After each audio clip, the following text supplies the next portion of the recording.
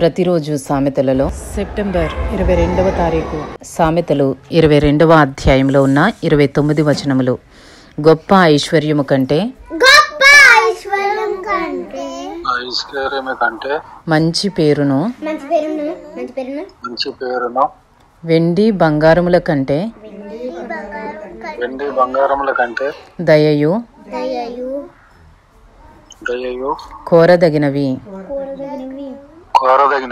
ఐశ్వర్యవంతులను దరిద్రులను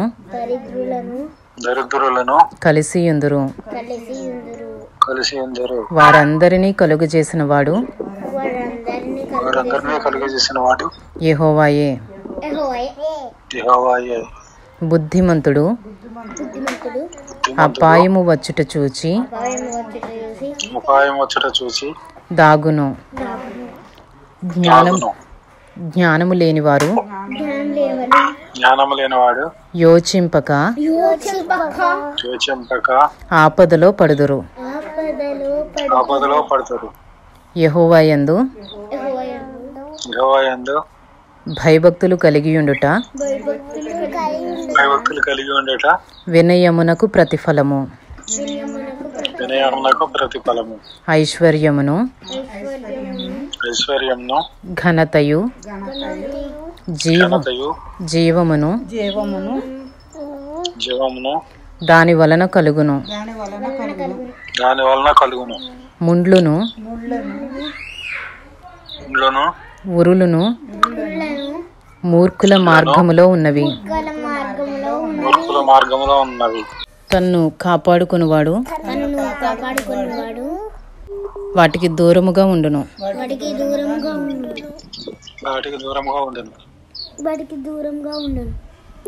బాలుడు నడువవలసిన త్రోవను వానికి నేర్పుము. వాడు పెద్దవాడైనప్పుడు దాని నుండి తొలగిపోడు. ఐశ్వర్యవంతుడు బీదల మీద ప్రభుత్వము చేయను. అప్పు చేయువాడు అప్పిచ్చిన వానికి దాసుడు. దౌష్ట్యము విత్తువాడు కీడును కోయును. వాని క్రోధమును దండము కాలిపోవును. దయాదృష్టి గలవాడు తన ఆహారములో కొంత దరిద్రునికి ఇచ్చును. అట్టివాడు దీవెన నొందను. తిరస్కార బుద్ధి గలవాని తోలివేసిన ఎడల కలహములు మానును. పోరు తీరి అవమానము మానిపోవును. హృదయ శుద్ధిని ప్రేమించుచు దయగల మాటలు పలుకువానికి రాజు స్నేహితుడగును. యెహోవా చూపులు జ్ఞానము గలవాన్ని కాపాడును.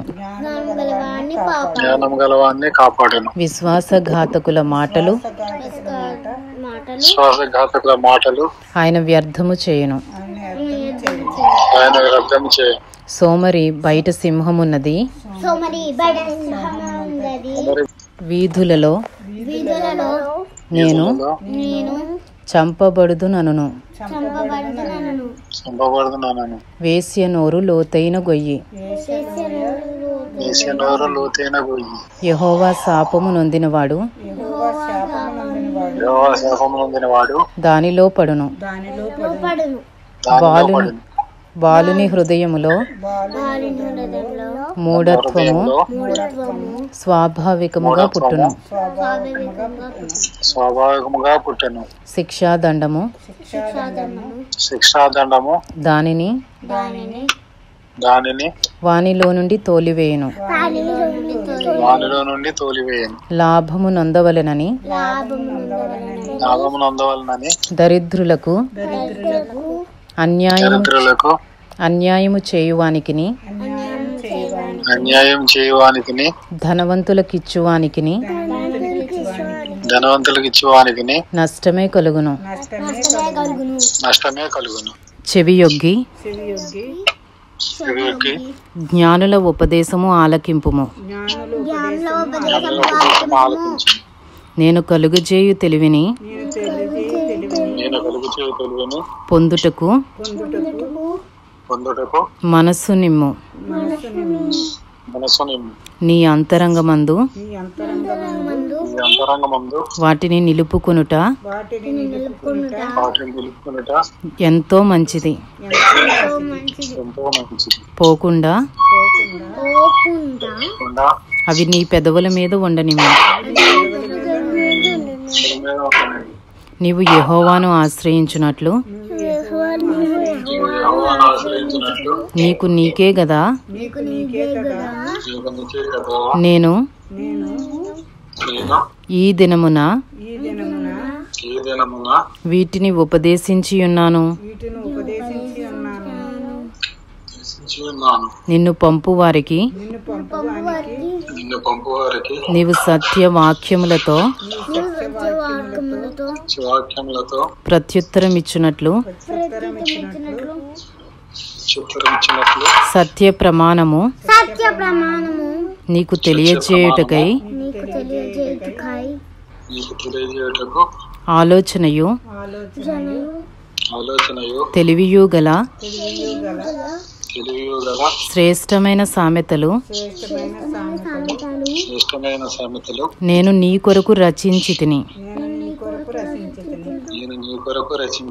దరిద్రుడని దరిద్రుని దోచుకొనవద్దు. గుమ్మమునొద్ద దీనులను బాధపరచవద్దు. యెహోవా వారి పక్షమున వ్యాజ్యమాడును. ఆయన వారిని దోచుకుని వారి ప్రాణమును దోచుకును. కోపచిత్తునితో సహవాసము చేయకుము. క్రోధము గలవానితో పరిచయము కలిగి ఉండకుము. నీవు వాని మార్గములను అనుసరించి నీ ప్రాణమునకు ఉరి తెచ్చుకుందువేమో. చేతిలో చెయ్యి వేయి వారితోనూ అప్పులకు పోటబడు వారితోనూ చేరకుము. చెల్లించుటకు నీ యొద్ద ఏమీయూ లేకపోగా వాడు నీ క్రింద నుండి నీ పరుపు తీసుకొని పోనేలా నీ పితరులు వేసిన పురాతనమైన పొలిమేర రాతిని నీవు తీసివేయకూడదు. తన పనిలో నిపుణత గలవానిని చూచితివా? అల్పులైన వారి ఎదుట కాదు, వాడు రాజుల ఎదుటనే నిలుచును.